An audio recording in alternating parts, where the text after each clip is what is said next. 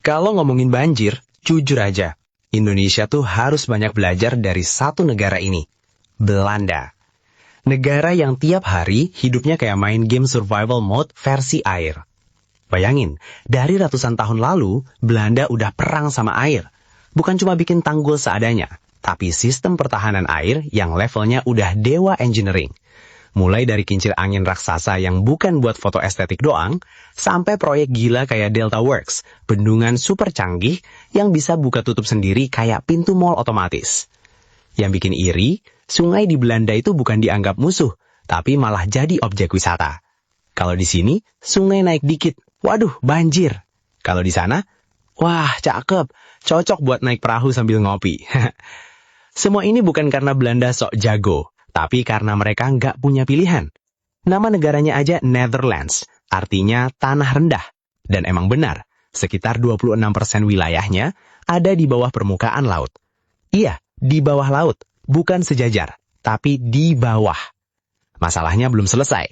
Belanda ini ibarat duduk manis di depan laut, dan di belakangnya ketemu 3 sungai raksasa Eropa, Rhine, Meuse, dan Scheldt.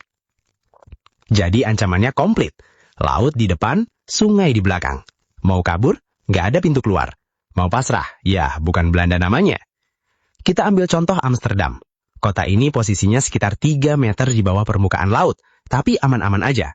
Sementara banyak kota di Indonesia yang tingginya ratusan meter, tapi tetap banjir. Ini bukti kalau banjir itu bukan cuma soal alam, tapi soal ngatur airnya serius atau enggak. Nah, pertanyaannya, gimana caranya Belanda bisa hidup santai di bawah laut tanpa jadi Atlantis? Tenang, rahasianya bakal kita bongkar satu persatu.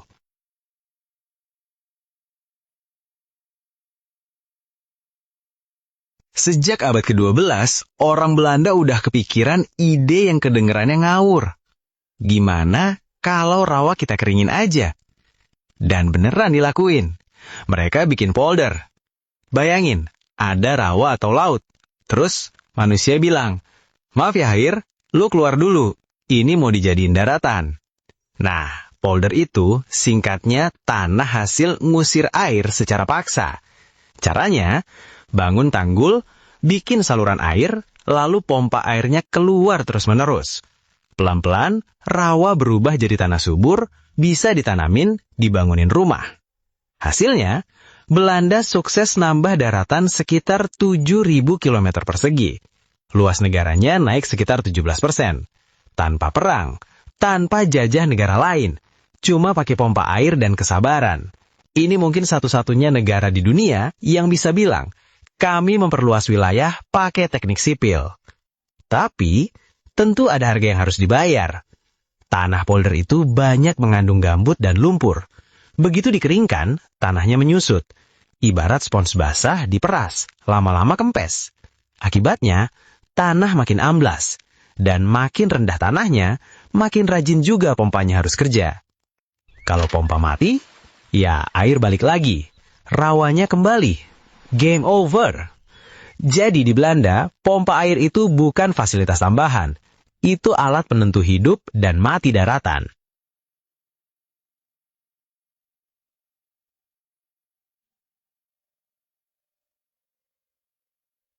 Kalau dulu pas SD lo denger pertanyaan, negara kincir angin adalah, refleks otak langsung jawab, Belanda. Nggak pakai mikir. Kayak 1 tambah 1 sama dengan 2. Soalnya dari buku IPS, gambar di dinding kelas, sampai soal ulangan, Belanda identik banget sama kincir angin. Tapi lucunya, dulu kita kira kincir angin itu cuma buat hiasan. Biar fotonya cakep, biar kelihatan Eropa vibes. Padahal aslinya, itu alat penyelamat negara. Kincir angin di Belanda dulu bukan buat gaya-gayaan, tapi buat nyedot air. Kalau nggak ada kincir angin, bukan cuma sawah yang tenggelam, negaranya pun ikut tenggelam. Di abad ke-17, kincir angin dipakai sebagai pompa air raksasa. Bukan buat listrik, tapi buat nyedot air keluar dari polder. Angin pesisir Belanda itu kenceng banget, dan orang Belanda mikir, daripada anginnya cuma bikin rambut aut-autan, mending kita manfaatin. Kincir ini muter, ngangkat air dari parit-parit terdalam, lalu buang ke kanal yang lebih tinggi. Dari sana, air dialirkan ke sungai atau laut. Ribuan kincir angin kerja siang malam, tanpa cuti, tanpa THR, dan pastinya tanpa ngeluh. Kalau mereka mogok kerja, ya daratannya tenggelam. Jadi sekarang, kalau lihat kincir angin dan mikir, wah, estetik ya. Ingat satu hal, itu simbol perjuangan hidup orang Belanda melawan air.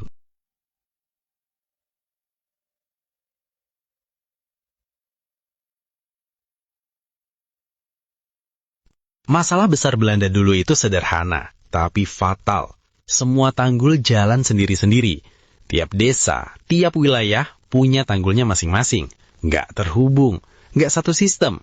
Begitu satu tanggul jebol, air langsung nyelonong kemana-mana. Wilayah lain ikut panik, padahal tanggulnya sendiri belum tentu rusak. Dan Belanda belajar dengan cara paling mahal, lewat banjir besar. Puncaknya, tahun 1916, banjir besar bikin banyak tanggul lokal ambruk. Dan dari situ, Belanda mikir, udah, sekalian aja kita tutup lautnya. Muncullah proyek Zuiderzee. Idenya simple, tapi gila. Tutup teluk besar, biar lautnya nggak masuk kemana-mana. Dibangunlah tanggul raksasa Afsluitdijk, sepanjang 32 km. Tahun 1932, proyek ini selesai. Begitu ditutup, teluk air asin berubah pelan-pelan jadi danau air tawar bernama IJsselmeer. Dan dari danau ini, Belanda bikin sesuatu yang bikin negara lain melongo. Daratan baru lagi.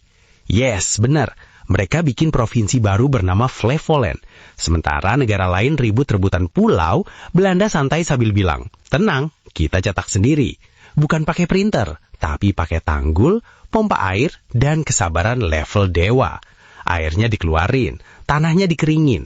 Tahu-tahu muncul kota, jalan tol, sawah, bahkan bandara.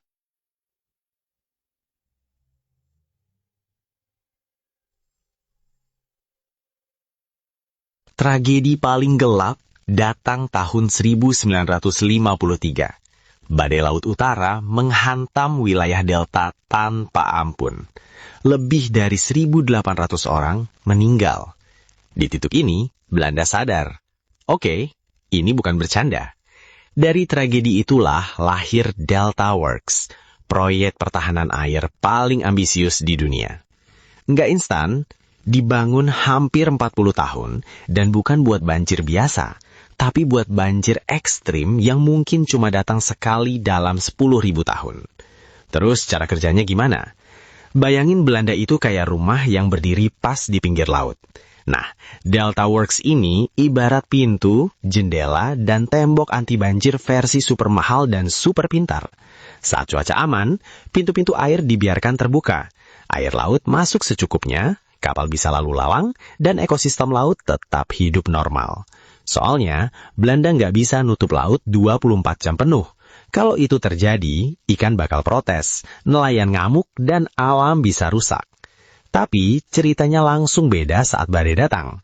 Begitu sensor dan sistem komputer membaca tanda bahaya, air laut naik. Badai ekstrim dan risiko banjir tinggi, Delta Works langsung masuk mode lockdown. Pintu-pintu raksasa mulai menutup satu persatu secara otomatis dengan satu tujuan utama, nahan air laut supaya nggak masuk ke daratan. Struktur paling ikonik dari sistem ini adalah Maeslantkering di Rotterdam. Inilah bintang utamanya. 2 lengan baja raksasa sepanjang sekitar 210 meter biasanya terbuka agar kapal bisa lewat. Tapi ketika air laut naik ekstrim, sistem prediksi badai mengaktifkan alarm, lalu lengan baja ini pelan-pelan berputar menutup kanal. Setelah itu, lengan diisi air supaya makin berat dan menempel kuat di dasar sungai. Begitu posisinya pas, klak, terkunci rapat. Setelah badai berlalu, air dipompa keluar, pintu dibuka kembali dan pelabuhan pun beroperasi normal lagi. Kerennya, semua proses ini hampir sepenuhnya otomatis. Manusia cuma bertugas mengawasi. Intinya, Delta Works bukan berarti Belanda melawan alam, tapi ngatur kapan alam boleh masuk dan kapan harus berhenti.